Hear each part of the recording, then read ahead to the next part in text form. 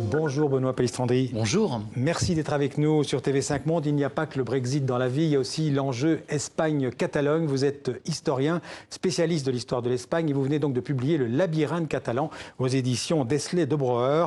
Le destin de la Catalogne, c'est d'être un jour indépendant de l'Espagne. On peut dire ça ?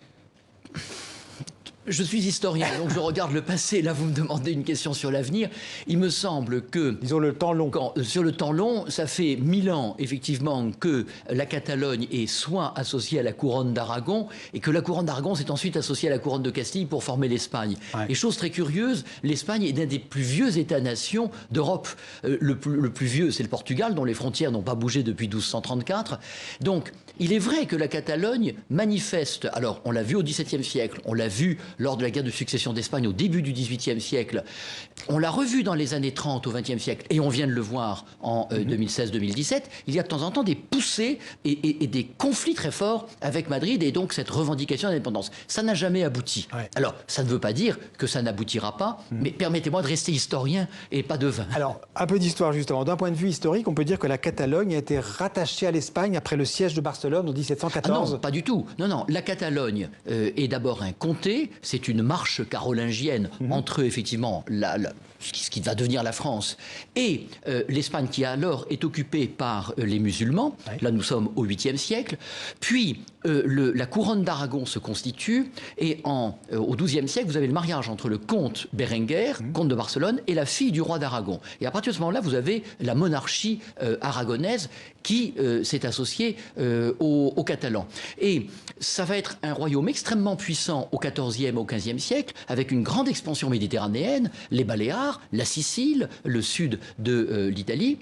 Et puis ensuite... Qu'est-ce qui se passe en 1714 alors ? Alors ça, c'est la guerre de succession d'Espagne. Oui. Au moment où le roi Charles II meurt en 1700, il n'a pas d'héritier, et Louis XIV, qui a épousé la fille du roi d'Espagne, donc qui était en fait le beau-frère du roi Charles II, mais qui avait renoncé au droit sur la succession d'Espagne, propose son petit-fils, Philippe V, enfin celui qui va devenir Philippe V, et qui est donc le fondateur de la dynastie des Bourbons, qui règne encore aujourd'hui en Espagne. Mais c'est du coup un tel surcroît de puissance pour la France que toutes les puissances européennes se coalisent contre Louis XIV, et qu'on a une guerre qui va durer 15 ans, et la Catalogne se divise. Il y a en fait une guerre civile à l'intérieur de la guerre de succession. Un certain nombre de Catalans sont favorables aux Bourbons et d'autres Catalans sont favorables au maintien de la dynastie des Habsbourg, c'est-à-dire d'aller chercher un archiduc autrichien. Mais à ce moment-là, il n'est pas question d'indépendance de la Catalogne. Pas question d'indépendance de la Catalogne. La Catalogne est à l'intérieur de l'Union des couronnes d'Espagne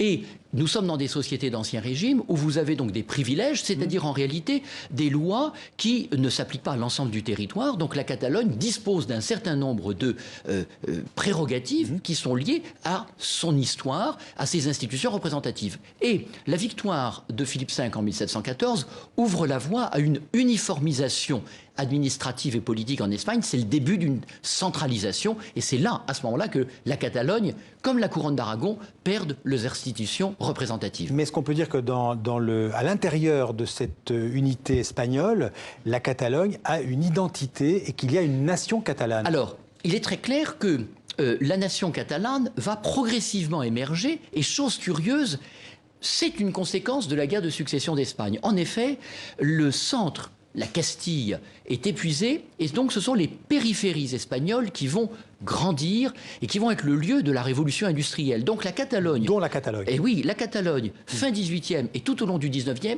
devient une région prospère, riche, alors qu'auparavant, c'était une région plutôt pauvre. Et... Donc elle devient l'un des moteurs économiques de l'Espagne. Absolument. Et donc l'Espagne n'a pas intérêt à la voir partir. Du tout. Oui. Et par ailleurs, les Catalans veulent avoir le marché national espagnol, ils sont heureux avec cela.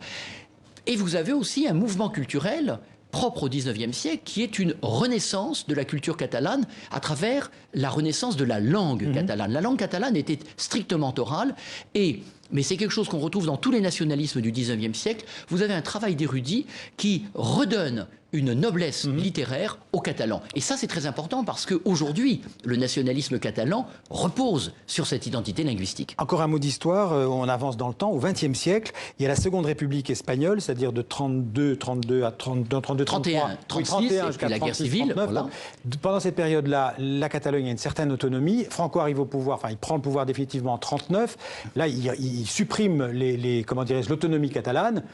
Jusqu'en 77, donc il meurt en 75, en 77, il y a la nouvelle constitution, et là, à nouveau, et disons de 1977 à aujourd'hui, on peut dire que les pouvoirs de la Catalogne, et d'autres régions espagnoles d'ailleurs, sont de plus en plus étendus, et que manifestement, à l'intérieur de la Catalogne, certains ont estimé que ça n'allait pas assez vite. Alors, vous avez tout à fait raison.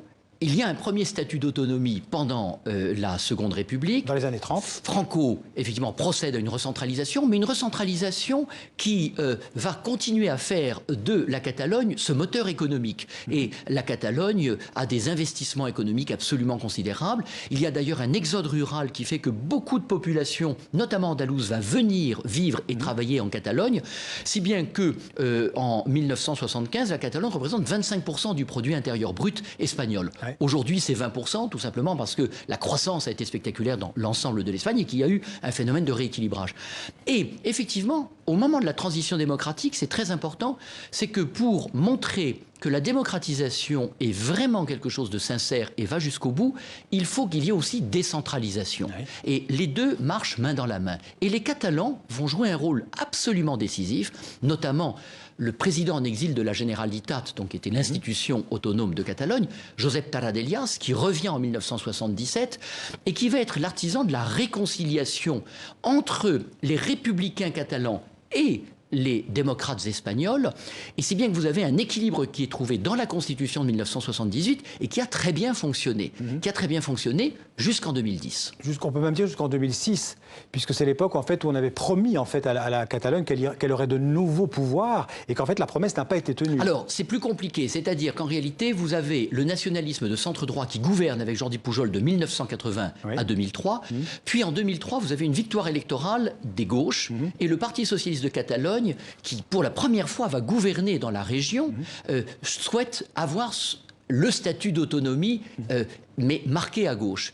Et effectivement, ce statut d'autonomie est rédigé, mais il sera en partie invalidé, mais en partie seulement, par le tribunal constitutionnel, notamment dans son préambule où il dit « la Catalogne est une nation ».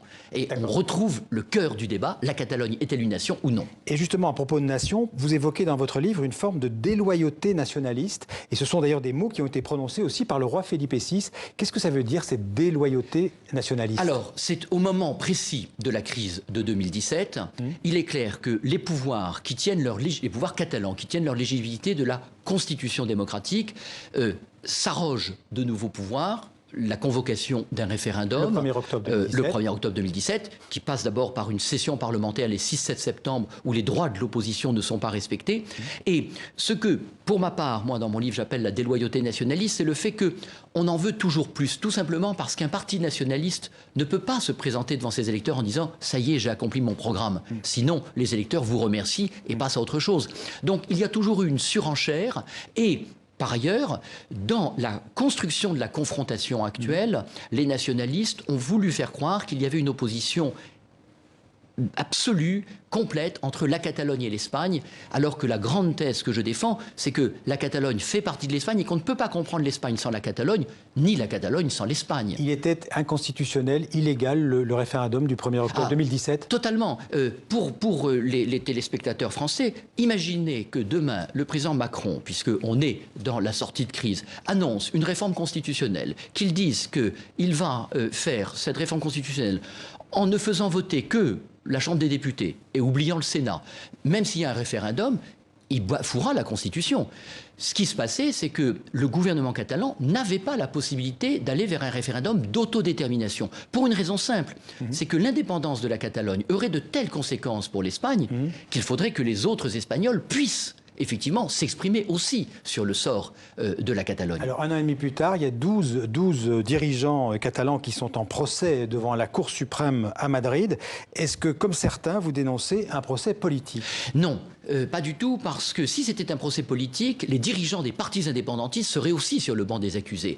Et ce serait pour des idées indépendantistes qu'ils seraient jugés. Là, ce sont des responsables gouvernementaux qui sont jugés pour des actes de rébellion. Il y a d'ailleurs débat, tous les juristes ne sont pas d'accord, donc on verra la sentence. Tentative de sécession. Sédition, détournement de fonds et abus de pouvoir. Avec des peines qui risquent de 7 à 25 ans de prison. Oui, tout à fait. Les peines sont très lourdes. Ce qui va être intéressant, c'est que justement, le procès d'ailleurs, actuellement, il est télévisé. Donc tout le monde peut le suivre. Il y aura une sentence. Il est contradictoire. Par exemple, à mon avis, mais c'est une hypothèse, je pense que le délit de rébellion sera relativement difficile à prouver. C'est il faudrait de la violence. C'est vrai qu'il y a eu des moments très tendus, mais il n'y a pas eu de violence organisée. Donc il me semble qu'il y a toutes les garanties. C'est vrai. La justice espagnole, pour vous, elle est indépendante, elle peut juger dans la sérénité. Complètement indépendante. Et quand on voit le nombre d'anciens ministres espagnols qui sont en prison, voire même le beau-frère du roi d'Espagne qui est en prison, je pense que on peut être confiant sur cela. Et puis, n'oublions pas que dans le cadre du procès, les gens sont en prison préventive parce que le chef du gouvernement catalan, Carles Puigdemont, a pris la fuite. Et donc, quand le juge... Carles Puigdemont était resté en Espagne, vous pensez qu'il ne serait pas... tous les autres ne seraient pas en prison? Non, je pense effectivement, parce que c'est vraiment au moment où Carles Puigdemont a pris la fuite qu'ils ont été du coup mis en prison et qu'on a estimé qu'il y avait un risque de fuite. D'ailleurs, Carles Puigdemont n'est pas le seul. Il s'est radicalisé, Carles Puigdemont? Considérablement. Ouais. Et aujourd'hui, le vrai problème de la Catalogne, c'est que l'indépendantisme sait qu'il a échoué, mais ne veut pas le dire devant ses électeurs, a échoué momentanément. Là encore, je ne préempte pas sur l'avenir, et que par ailleurs vous avez deux partis, celui de Carles Puigdemont, le PDeCAT, et celui d'Oriol Junqueras, Esquerra Republicana, qui représente la gauche catalane, la gauche républicaine catalane, qui lui est en prison et qui est donc devant les juges. Et entre eux, ce sont des frères ennemis. L'un était président du gouvernement, l'autre le vice-président. Or, ils ne se parlent plus. Et même avant la déclaration d'indépendance, les relations étaient très tendues. Donc, il y a une concurrence extrêmement forte à l'intérieur du camp indépendantiste pour savoir qui va ramasser la mise d'un point de vue politique. Eh bien, pour répondre à cette question, je renvoie à votre livre et puis à ce qui va se passer dans les prochains mois, Le labyrinthe catalan aux éditions d'Estlé de Breuer. Merci beaucoup, Benoît Palisandri, d'être venu nous expliquer, nous faire comprendre ce qui se passe aujourd'hui entre l'Espagne et la Catalogne. Merci beaucoup. Merci à vous.